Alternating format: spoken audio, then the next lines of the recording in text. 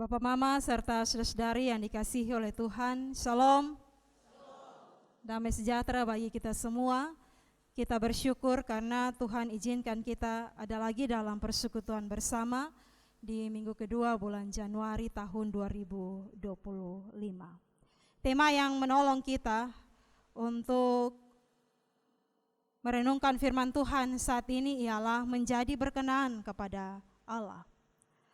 Bapak Mama, saudara-saudari yang dikasihi oleh Tuhan Yesus Kristus, kita semua menyadari, bahkan kita tahu bahwa setiap pribadi yang berkenan kepada Tuhan adalah pribadi yang memiliki sikap yang mau bertobat. Misalnya dalam kehidupan kita setiap hari, kita terus membangun kehidupan yang intim dengan Tuhan melalui doa, puji-pujian, dan merenungkan firman Tuhan. Kita melakukan kehendak Tuhan dalam kehidupan kita setiap hari. Bahkan dalam pergumulan yang kita alami dalam hidup ini, kita tetap pada ketaatan kepada Tuhan sekalipun ada begitu banyak godaan dan tantangan. Oleh karena itu Bapak Mama serta saudara-saudara, dalam perkenanan Tuhan bagi setiap kita itu merupakan anugerah yang diberikan Tuhan sendiri bagi kita. Bahkan Tuhan memberikan hikmat dan segala hal kepada kita atau kepada semua orang yang berkenan kepada Tuhan. Bapak Mama serta saudara-saudara, minggu ini kita merayakan Minggu Epifani, ya. Jadi Epifani ini disebut juga Teofani yang berasal dari bahasa Yunani yang artinya penampakan Tuhan. Jadi Epifani adalah penampakan Yesus secara jelas kepada dunia melalui kelahirannya. Selama minggu-minggu Epifani ini ada dua hal yang gereja dan kita sebagai orang percaya merenungkan. Yang pertama, Tuhan berkenan menampakkan kemuliaannya kepada manusia, dan yang kedua, tanggapan manusia atas firman yang telah berinkarnasi menjadi manusia dengan penuh iman dan kasih. Bapak Mama, perayaan Minggu Epifani ini akan berlangsung hari ini sampai pada tanggal 23 Februari, dan minggu berikutnya kita sambung dengan perayaan Minggu-Minggu Sengsara. Kalau tidak salah itu awal bulan Maret. Kita sudah masuk dalam minggu-minggu sengsara. Karena itu Bapak Mama merenungkan firman Tuhan melalui bacaan Markus pasal 1 ayat 9 sampai ayat 13 meliputi dua peristiwa penting sebelum Yesus mulai pelayanannya di dunia, yaitu baptisan Yesus dan pencobaan Yesus di padang gurun. Yang pertama, bagian yang pertama kita lihat pada ayat 9 sampai ayat yang ke-11. Tentang baptisan Yesus. Bapak Mama, dalam Injil Markus, Yesus meninggalkan Nazaret di Galilea dan menuju ke Sungai Yordan untuk dibaptis oleh Yohanes Pembaptis. Dan Injil Matius memberikan kesaksian, Yohanes pada awalnya dia menolak permintaan Yesus untuk dibaptis. Ya. Alasan Yohanes jelas bahwa Yesus ini adalah Mesias, Anak Allah yang tidak berdosa. Dia menolak untuk membaptis Yesus. Pertanyaannya ialah mengapa Yesus memberi diri untuk Yohanes membaptis dia? Kalau kita membaca perikop sebelumnya pada ayat 1 sampai ayat 8, Yohanes menegaskan statusnya dengan Yesus. Di mana Yesus itu lebih berkuasa dari dirinya dan dia tidak layak di hadapan Yesus. Oleh karena itu, kita dapat memahami bagian ini yang pertama, apabila kita bandingkan dengan penulis Injil Matius Bapak Mama, baptisan ini terjadi, yang dilakukan oleh Yohanes itu terjadi supaya menggenapi kehendak Allah. Yesus tidak berdosa, tetapi pembaptisan itu terjadi sebagai wujud dia solider terhadap umat manusia yang berdosa. Dan sebagai anak Allah, Yesus taat kepada semua kehendak Bapanya. Dan Yesus sendiri, Bapak Mama, melakukan apa yang menjadi Yohanes sendiri melakukan apa yang menjadi panggilannya.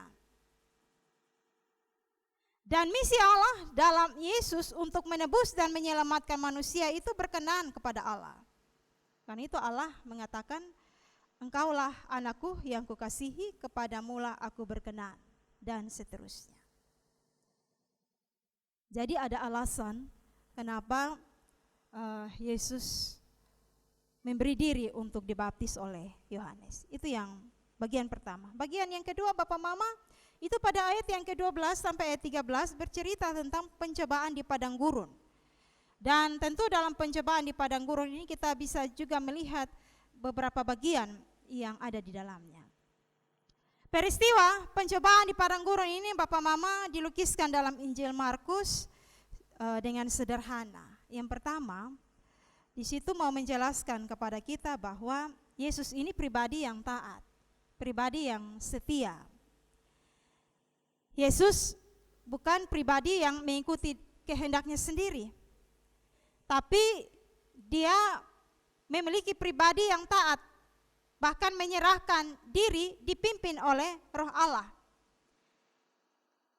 Dan ini yang membuat Yesus berkenan kepada Allah dan menang setiap cobaan-cobaan yang datang kepada dia. Bapak, Mama, serta saudara-saudara, ketaatan mutlak kepada kehendak Allah itu nampak dalam Yesus dicobai oleh iblis di padang gurun. Setelah berpuasa 40 hari 40 malam, sebagai manusia tentu dia sangat lapar.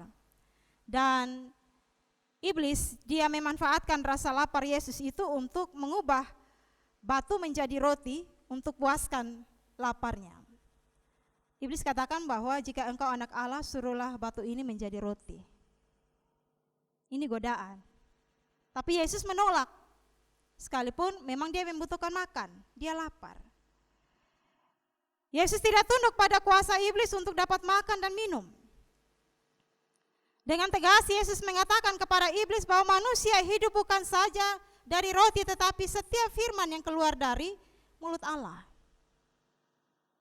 Jadi kalau manusia hidup bukan dari roti, mengajarkan bahwa kita manusia hidup ini karena kebaikan Allah. Bahkan Allah memelihara, memenuhi kebutuhan kita manusia. Itu berarti bahwa kita hanya bergantung kepada Allah dalam situasi apapun. Tidak terbatas godaan iblis itu, dia terus lagi. Dia mencobai Yesus. Iblis merayu Yesus dengan minta Yesus menjatuhkan diri dari hubungan bait Allah. Bahkan cobaan itu Yesus menolak. Ya. Untuk sebabnya Yesus katakan bahwa janganlah engkau mencobai Tuhan Allahmu. Dan yang ketiga, Bapak, Mama, serta saudara-saudara, iblis juga membawa Yesus ke gunung yang tinggi. Dan di gunung itu dia memperlihatkan semua kerajaan dunia dan segala kemewahannya. Ini berkaitan dengan berbagai tawaran, ya, kuasa, jabatan, memperoleh harta dunia, dan seterusnya. Iblis bilang, semua itu akan kuberikan kepadamu kalau engkau sujud menyembah aku. Tapi Yesus tidak tergoda. Dia mengatakan bahwa enyahlah iblis, sebab ada tertulis, engkau harus menyembah Tuhan Allahmu dan hanya Dia sajalah engkau berbakti. Bapak, Mama, serta saudara-saudara yang dikasihi oleh Tuhan Yesus Kristus, dalam pencobaan-pencobaan yang Yesus alami, Yesus tetap menang. Yesus adalah anak Allah dan pribadi yang taat.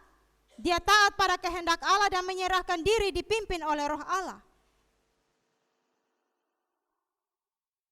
Karena itu, ketika iblis melakukan hal ini, Yesus selalu imbangi dengan firman Tuhan mengatakan demikian dan seterusnya. Itu yang pertama, item yang pertama. Yang kedua, Bapak, Mama, keberadaan Yesus bersama-sama dengan binatang-binatang liar memperlihatkan bahwa manusia sejatinya bisa hidup bersama dengan binatang liar. Ya. Penulis Markus mau ingatkan pembaca akan kisah Adam di Taman Eden yang hidup bersama semua binatang ciptaan Allah di taman itu. Itu berarti bahwa manusia bisa hidup baik bersama maupun dengan binatang buas selama manusia itu tidak melihat yang lain sebagai musuh dan mangsa yang harus dilenyapkan. Dan itu Tuhan selalu memberikan kehidupan bersama. Dan yang ketiga, Bapak Mama, berkaitan dengan para malaikat. Dan bacaan kita juga menjelaskan hal ini bagi kita. Jadi malaikat itu bukanlah Yesus dan kedudukannya tidak sama dengan Yesus. Yesus adalah anak Allah yang lebih tinggi dari para malaikat. Dan karena itu para malaikat melayani Yesus sama seperti para malaikat melayani Allah Bapa di surga. Nah, Bapak Mama serta saudara-saudara, ini dua bagian yang kita lihat dalam bacaan kita pada saat ini. Dalam memahami akan perenungan firman Tuhan dan menjadi satu refleksi bagi kita semua untuk bagaimana kita menjalani kehidupan kita setiap hari sehubungan dengan baptisan Yesus dan pencobaan yang dihadapi oleh Yesus.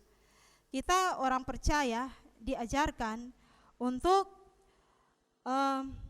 yang pertama, apa yang harus kita lakukan supaya menjadi pribadi yang berkenan kepada Allah di dalam kehidupan kita setiap hari. Yang kedua, kita ada di tahun yang baru. Kita ada di minggu kedua. Seperti Yesus, pelayanan-pelayanan kita yang telah mendapatkan pengakuan akan keberhasilan yang sudah kita capai pada tahun sebelumnya. Nah, dalam keberhasilan itu Bapak Mama, kita mulai memasuki tahun yang baru dengan pencobaan lainnya, termasuk di dalamnya terkadang kita meninggikan diri atas semua keberhasilan yang kita capai.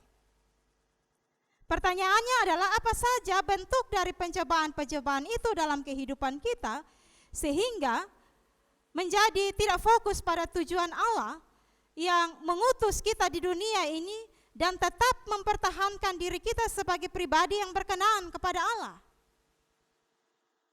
Kita semua diutus untuk melakukan tanggung jawab kita.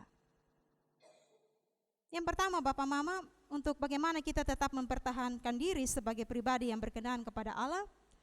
Yang pertama yang perlu kita tahu bahwa dalam posisi apapun sebagai orang percaya, kita belajar untuk tetap menegaskan diri agar kehidupan kita itu harus sesuai kehendak Allah, apapun posisi kita.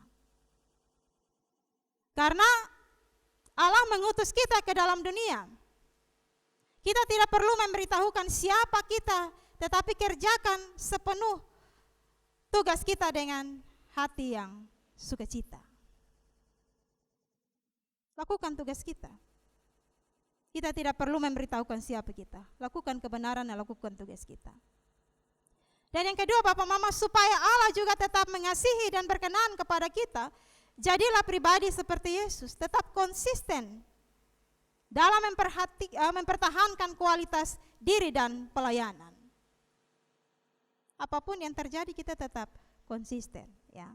Fokus pada apa yang kita kerjakan. Sekalipun Bapak Mama memang ada tantangan. Tuhan Yesus saja berhadapan dengan cobaan, tantangan, tapi dia tetap mempertahankan statusnya, mempertahankan dirinya. Dia taat kepada Allah.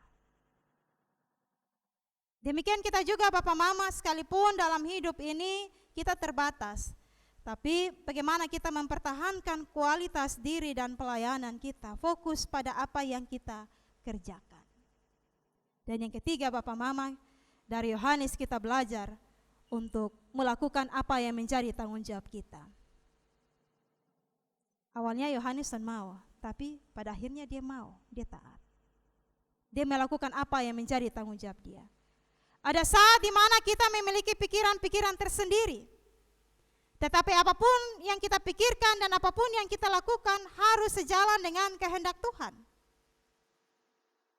Nah, ini kita membutuhkan kuasa Roh Kudus yang senantiasa menyertai kita. Karena itu Bapak Mama serta saudara-saudara, di Minggu Epifani yang pertama ini mari kita ada dalam kehidupan yang berkenan kepada Allah. Kalau Allah berkenan mengasihi kita dan kita berkenan kepadanya, lihatlah seperti pada Yesus, bahwa Allah mengutus malaikat-malaikat untuk melayani yang kita butuhkan. Karena itu Bapak Mama serta saudara-saudara yang dikasihi dan diberkati oleh Tuhan, kita semua tentu memiliki komitmen untuk dalam menjalani kehidupan kita kehidupan kita juga tetap berkenan pada Allah. Dan tantangan itu tetap ada, ya. Terkadang ketika kita mau mendekatkan diri kepada Tuhan, tantangan itu semakin besar. Nah, bagaimana kita mampu melawan tantangan itu, godaan itu? Dekatkan diri kepada Tuhan, ya. Setia kepada Tuhan. Karena apapun tantangan itu, dengan berbagai macam cara kita mampu untuk menolaknya, karena kita dituntun dan disertai oleh Tuhan. Ya, 31 Desember kemarin kita menutup tahun dengan harapan tahun ini kita ada dalam kehidupan semakin baik. Saya pikir masing-masing orang punya keinginan dan harapan seperti itu. Karena itu Bapak Mama, mari mengawali tahun yang baru, memberi diri kita untuk kehidupan kita berkenan pada Allah, sekalipun ada godaan dan tantangan. Kita percaya bahwa dalam tantangan dan godaan sekalipun ada tangan Tuhan yang terus memelihara dan menolong kita supaya kita tetap ada pada jalannya. Tuhan memberkati kita dengan firman Tuhan. Amin.